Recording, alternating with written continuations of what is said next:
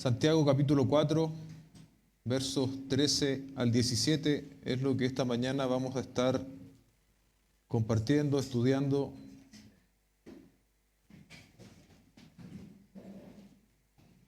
En nuestra iglesia.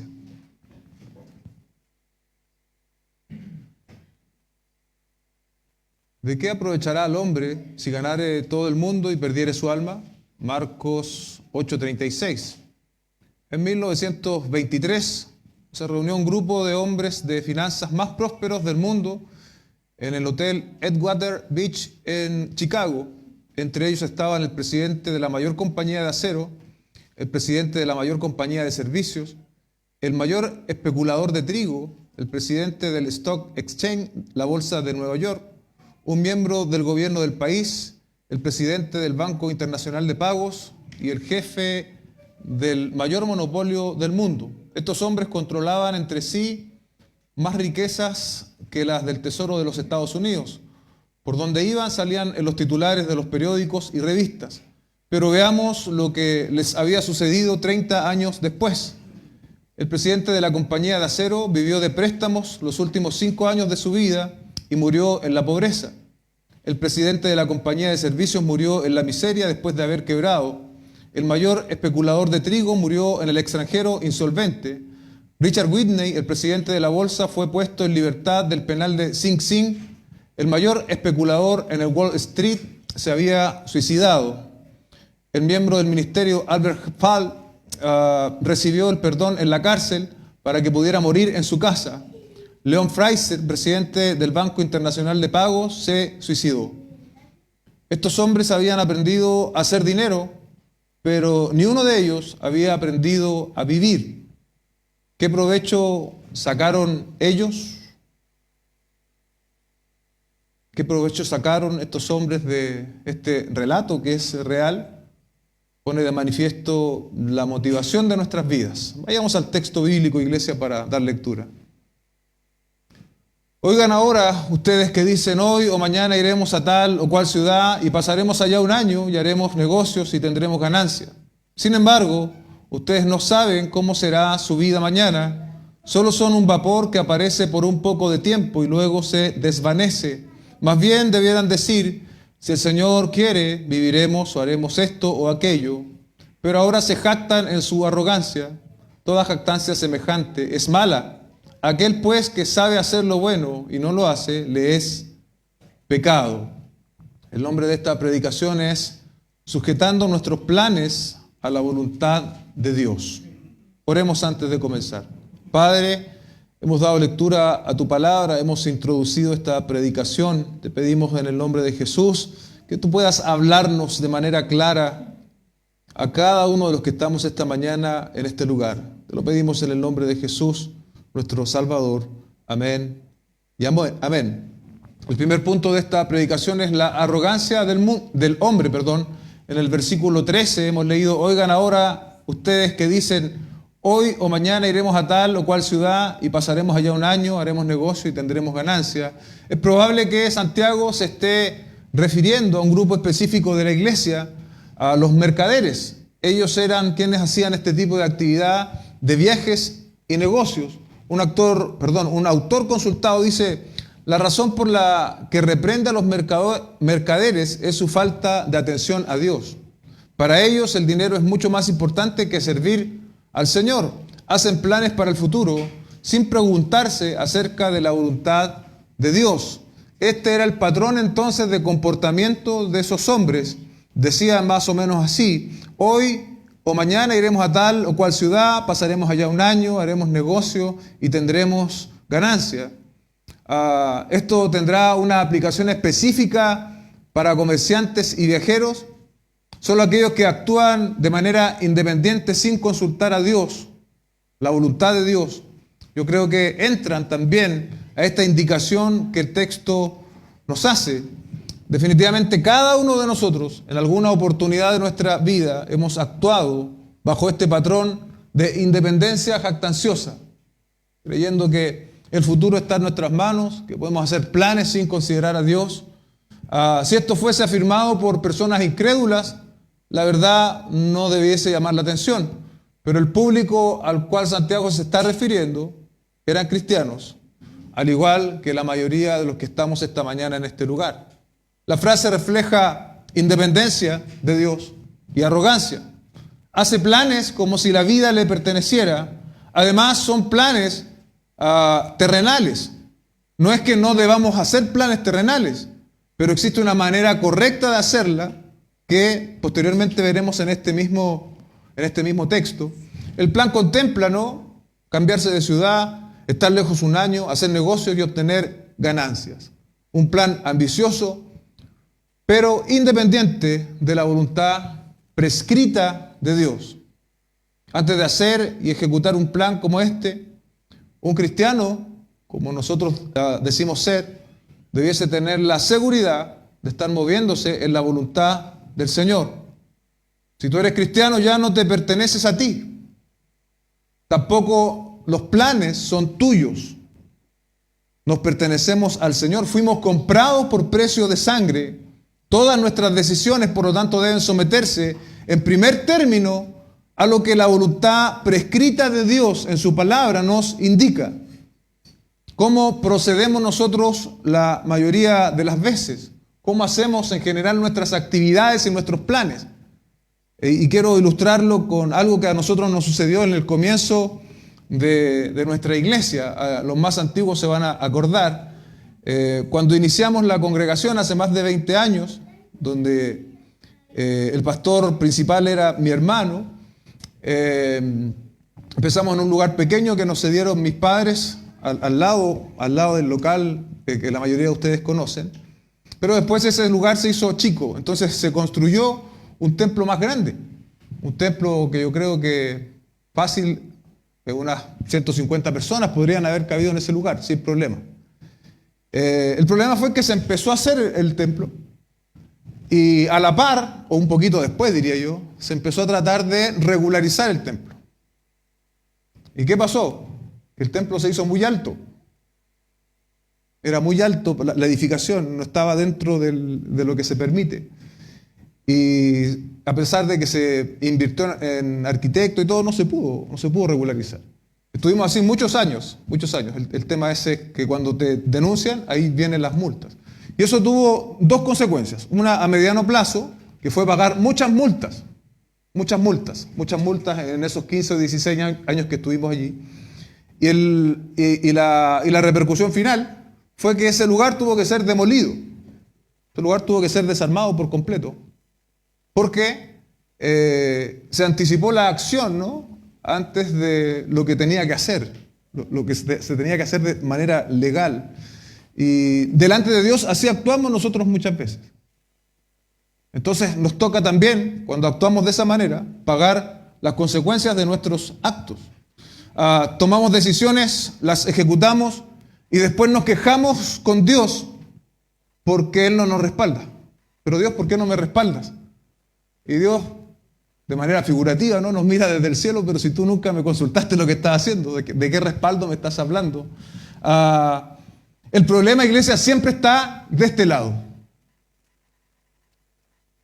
¿Amén? Y no de ese lado. Y es algo que nosotros debemos aprender. Hacemos planes como si fuésemos dueños de nuestro destino. Debemos planificar, pero no de la forma jactanciosa que el verso está enseñando. Refleja autosuficiencia, bien digo, soberbia. Lo primero que debemos hacer en los planes de nuestra vida es asegurarnos de contar con la aprobación de Dios. Y este principio no es solo útil en términos de negocio o laborales, porque es más o menos lo que el texto está hablando, ¿no?, sino en todo tipo de decisión con cierto grado de trascendencia. Tenemos que contar con la aprobación de Dios.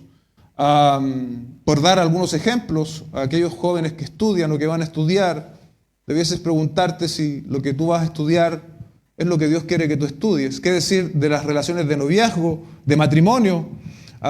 Los que ya estamos más avanzados en la vida y a veces tomamos deudas también, es algo que debe ser considerado. Nos vamos a endeudar y Dios quiere que yo tome esta deuda. Dios quiere que realmente yo renueve mi vehículo. Necesito un vehículo nuevo. Necesito meterme en esta deuda que me va a terminar quizás el día de mañana colapsando mi situación? Proyectos, pymes, todos ese tipo de cosas necesitan ser consultadas con Dios. A todo proyecto de nuestra vida debe estar Dios involucrado e influenciándonos por medio de la palabra revelada. Eso es el primer punto de esta predicación en el verso 13. El segundo punto es que somos vapor. Somos un vapor. Verso 14 dice, sin embargo, ustedes no saben cómo será su vida mañana. Solo son un vapor que aparece por un poco de tiempo y luego se desvanece. Aquí hay un fuertísimo contraste en el verso anterior. ¿Cuánto tiempo iban a negociar las personas del versículo 13? ¿Lo recuerda? 1 año. Y aquí la palabra está diciendo, ustedes no saben lo que será su vida mañana. ¿Se da cuenta? Ustedes no saben lo que será su vida mañana. Proverbios 27:1 dice, no te gloríes del día de mañana, porque no sabes qué traerá el día. No te gloríes del día de mañana, porque tú no sabes lo que traerá el día. No sabemos qué va a ocurrir con nuestras vidas en los próximos minutos. ¿Es sabio hacer planes entonces como si tuviésemos nuestra vida asegurada? Y peor aún, ¿es sabio hacer planes sin considerar lo que Dios nos dice? El hombre rico de la parábola, en Lucas 12, 16 al 21, también nos ilustra esta actitud. Dice el texto bíblico, entonces les contó una parábola. La tierra de cierto hombre rico había producido mucho. Y él pensaba dentro de sí, ¿qué haré ya que no tengo dónde almacenar mis cosechas? O sea, tenía en abundancia. Verso 18, entonces dijo, esto haré, derribaré mis graneros y edificaré otros más grandes, y allí almacenaré todo mi grano y mis bienes. Y diré a mi alma, alma, tienes muchos bienes depositados por muchos años, descansa, come, bebe, diviértete. Aquí está la expectativa de vida, la realización de vida de este hombre, en tener más y finalmente llegar a decir, descansa, come, bebe, diviértete. Todo en el escenario de esta tierra.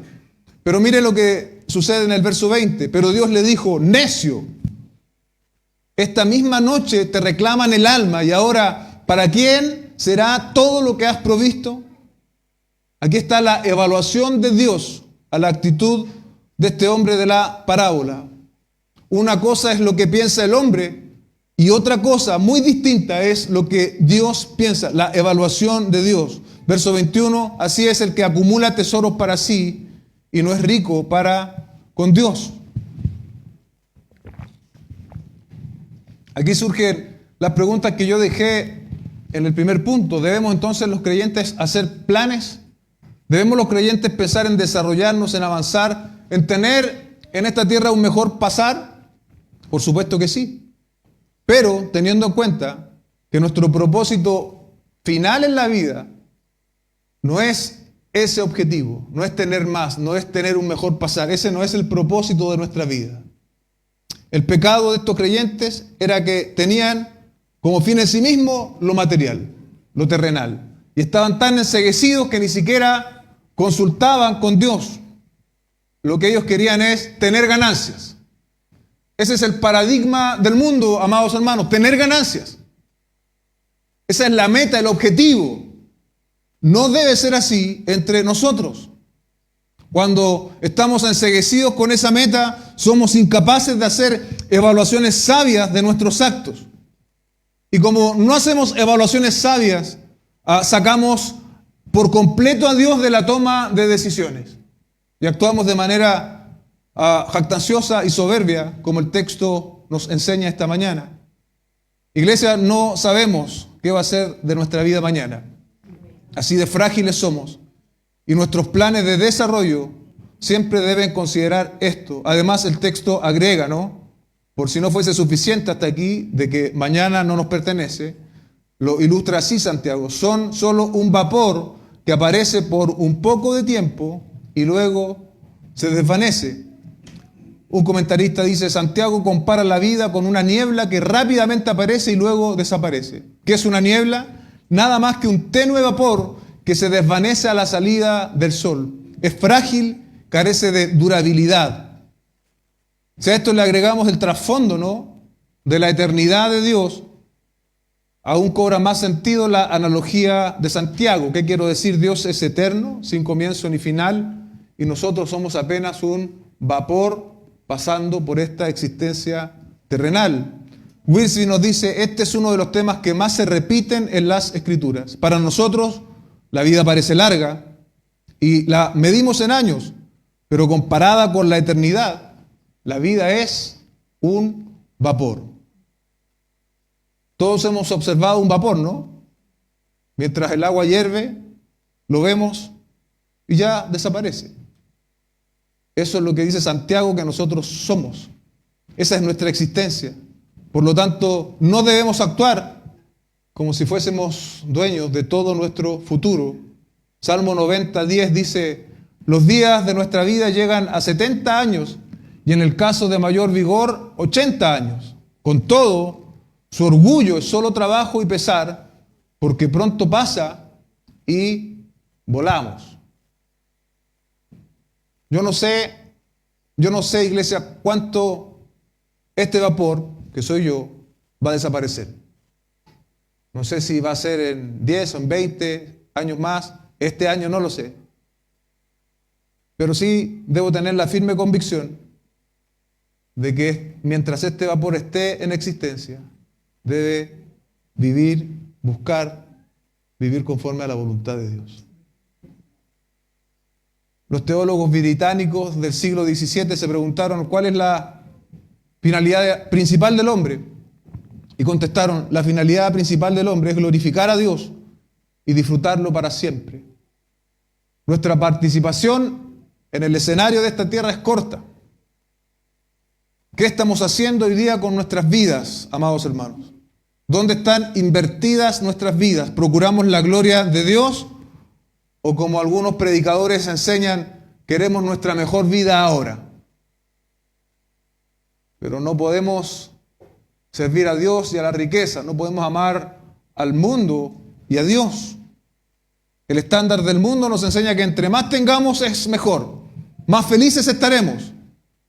Dios nos dice que vivamos y que hagamos todo con un sentido de trascendencia, como que estuviésemos frente a su presencia. El hecho de no saber lo que será mañana y que se nos compare a un vapor nos debe llevar a angustiarnos, a deprimirnos o a tomar una actitud, bueno, si es así entonces mejor no hago nada.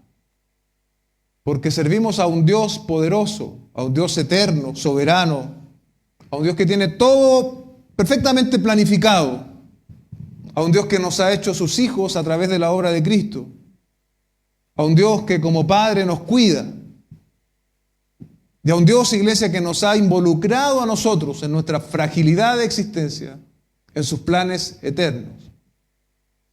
Los planes humanos van y vienen, dice un autor. Solo los planes de Dios permanecen. Y Dios nos ha involucrado a nosotros, como su iglesia, en estos planes eternos. Y es bueno para nosotros saber que estamos dentro de esos planes y movernos en esa dirección.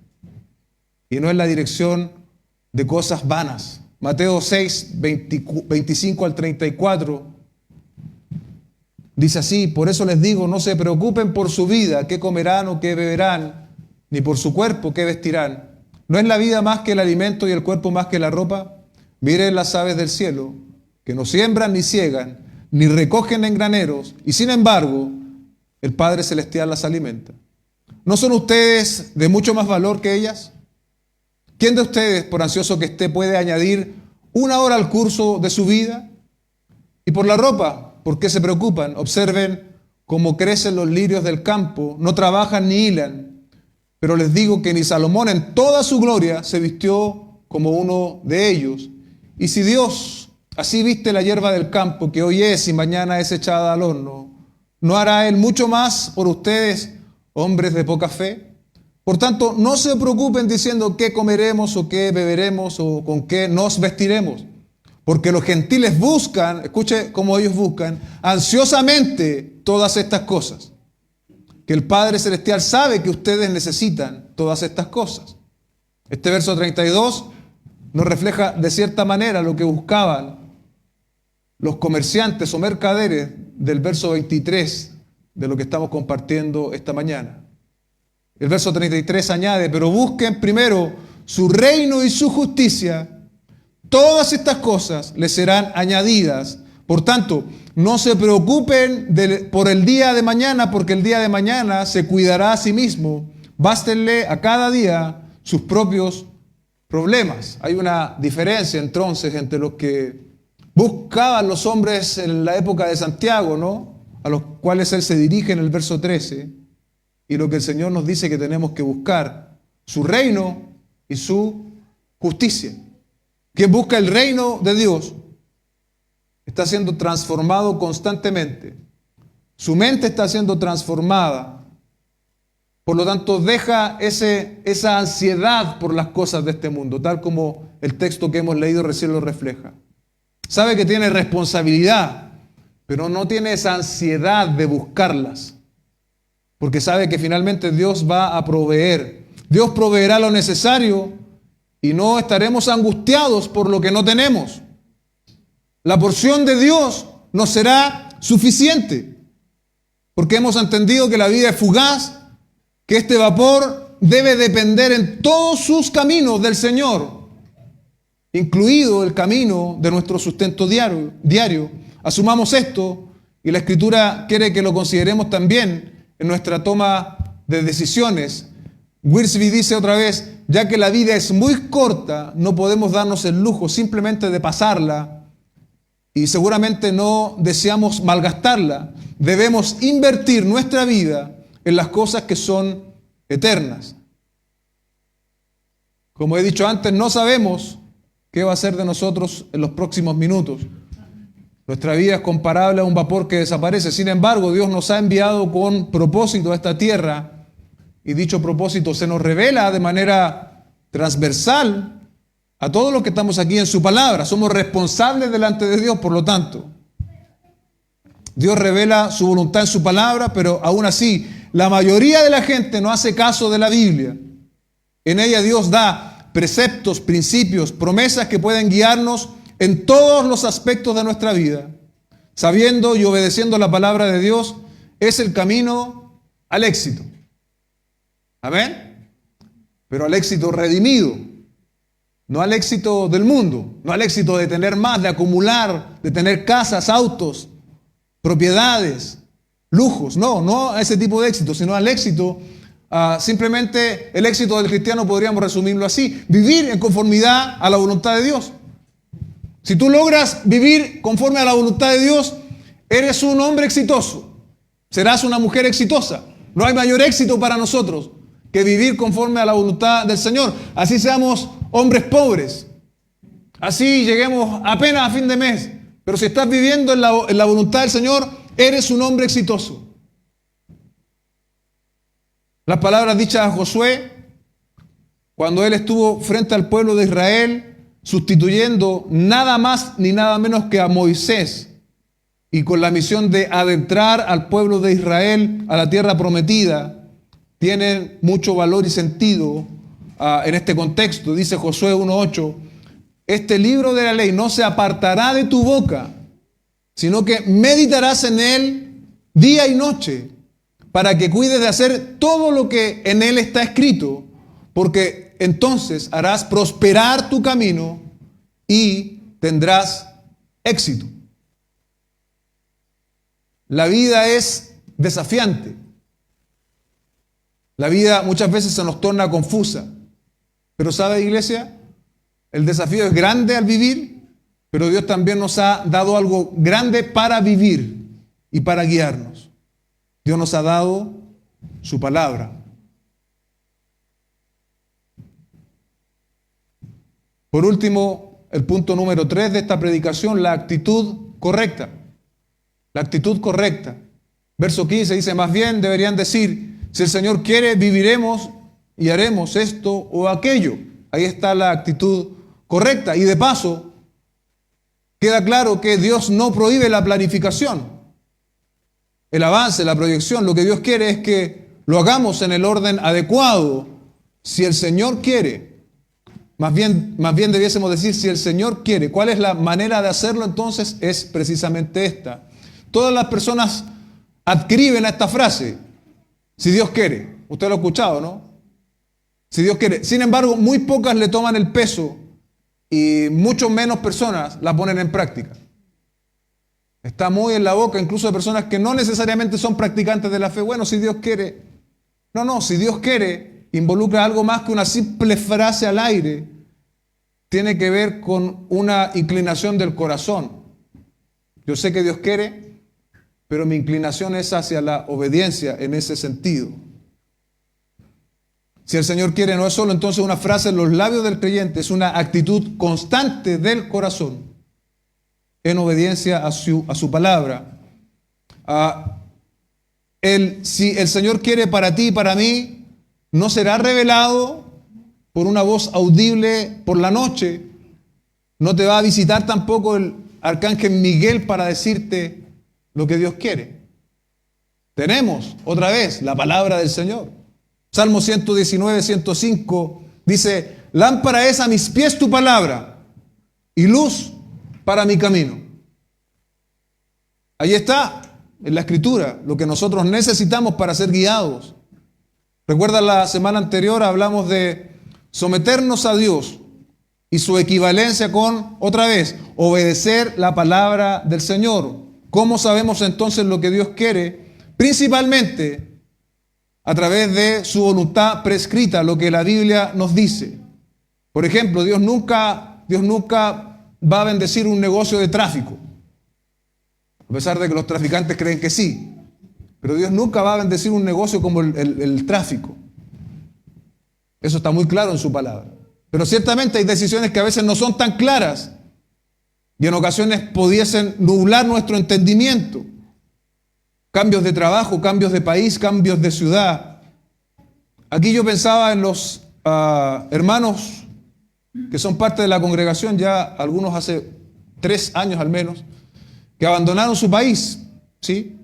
Porque su situación de mantención básica era cada vez más difícil. Y entonces la proyección no era a mejorar, sino que las cosas iban a empeorar. Se vieron en la necesidad de salir de su país.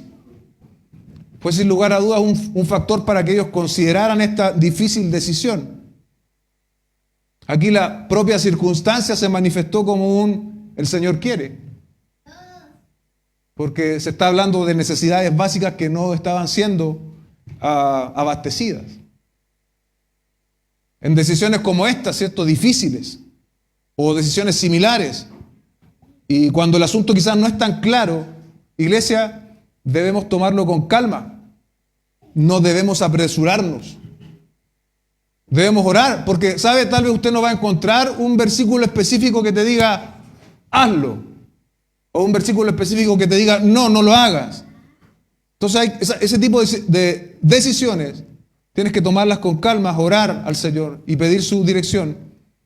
Si bien no encontraremos versículos a la respuesta que andamos buscando, sí siempre en la palabra va a haber principios para que nosotros guiemos nuestras decisiones, que serán confirmados en la oración y en consejos de hombres temerosos de Dios.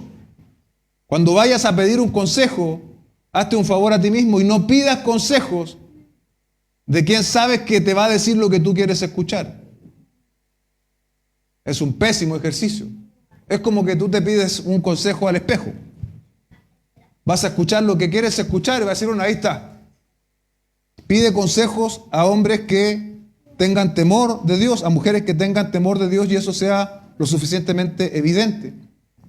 Nosotros los hijos de Dios debemos tener siempre esto en consideración.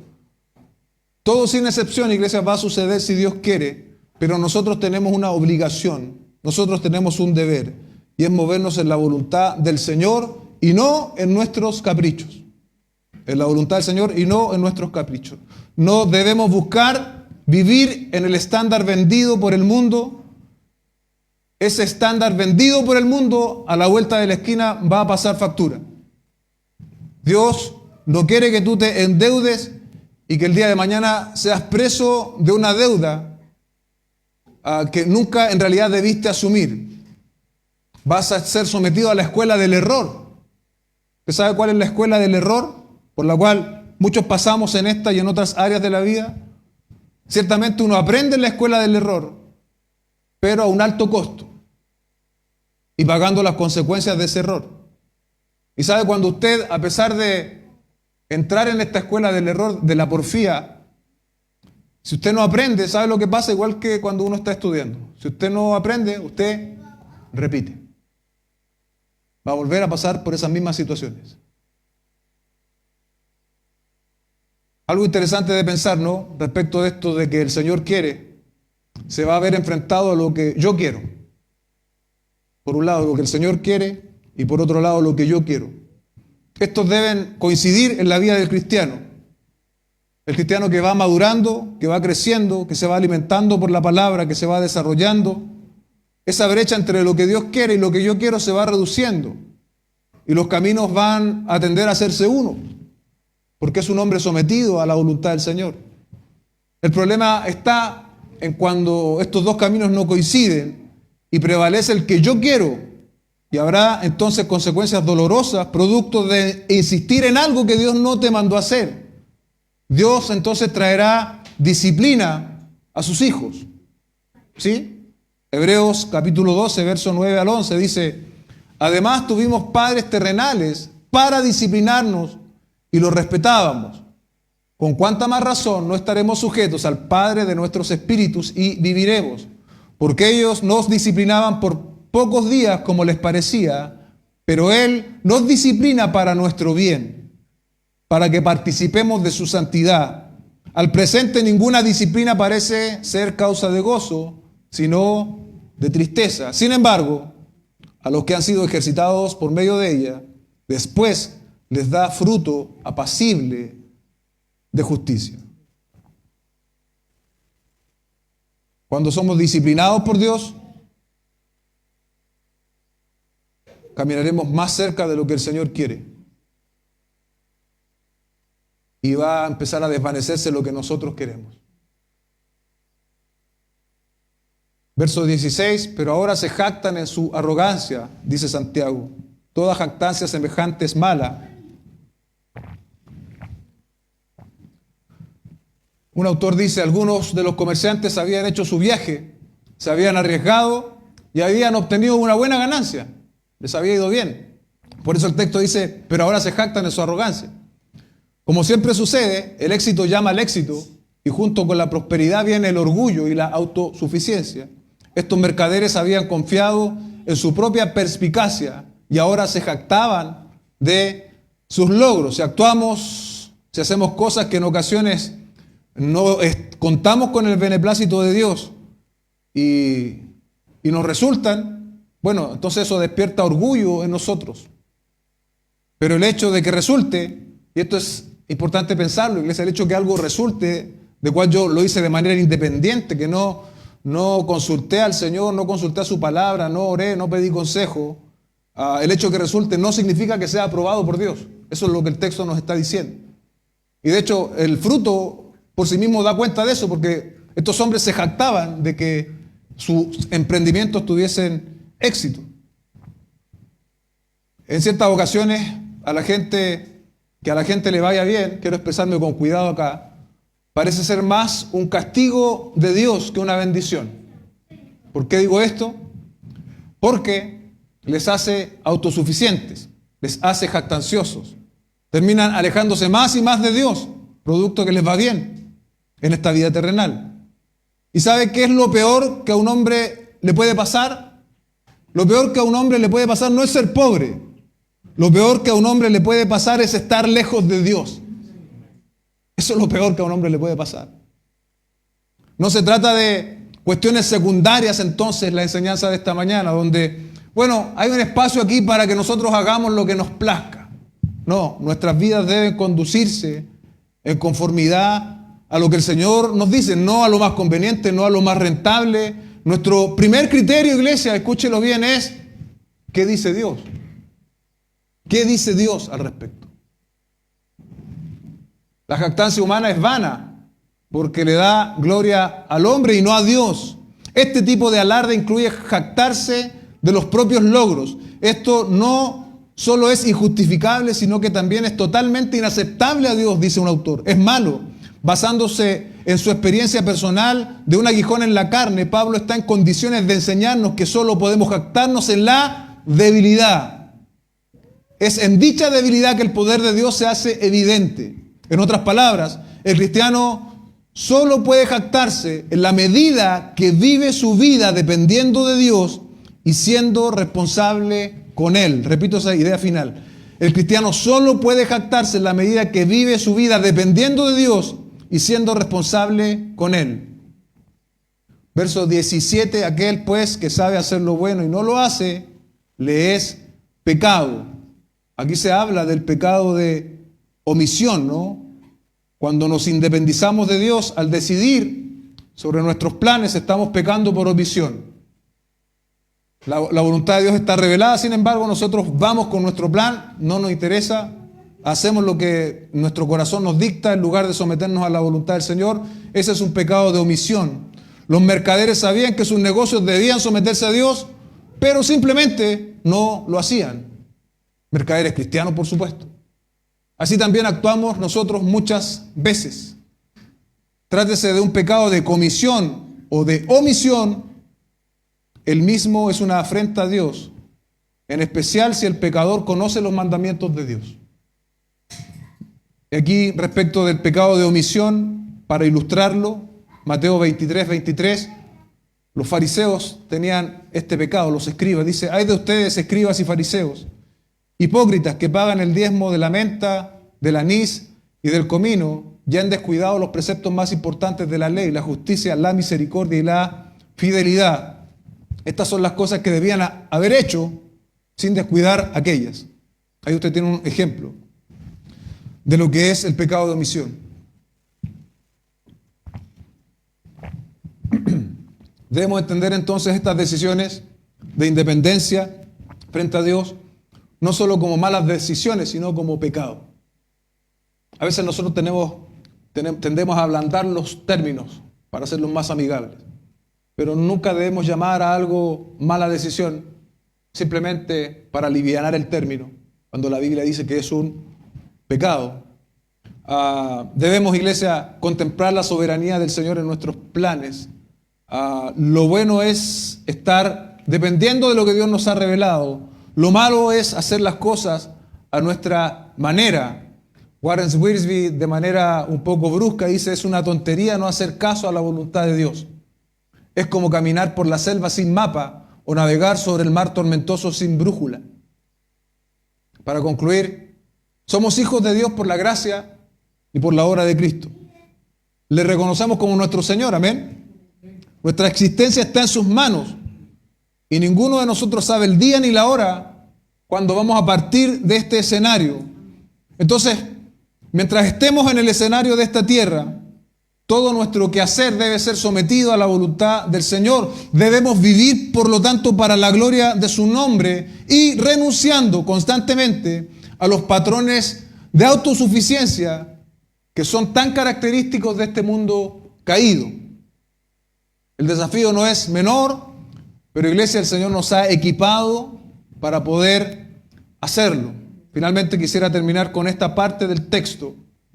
Si el Señor quiere, solo si el Señor quiere, viviremos y haremos esto o aquello. Cierre sus ojos. Padre, en el nombre de Jesús te doy gracias esta mañana por tu palabra. Tú nos has hablado para hacernos responsables, Señor, de ella. De pronto hay tantas áreas que hemos visto como flexibles en nuestra vida, como que podríamos hacer lo que nuestra intuición, nuestro instinto nos dice que podemos hacer. Sin embargo, esas áreas son cada vez más reducidas para el hombre, para la mujer que se somete a tu palabra, Señor.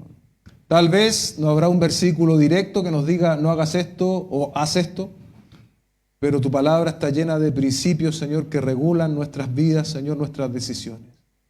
Te pido, Señor, que a la luz de esta enseñanza tú nos corrijas. Que no seamos, Señor, como aquellos que dicen esta enseñanza no es para mí, sino que cada uno de nosotros, en mayor o menor grado, acusemos recibo de esta enseñanza esta mañana. Le damos gracias en el nombre de nuestro Señor Jesucristo. Amén y amén.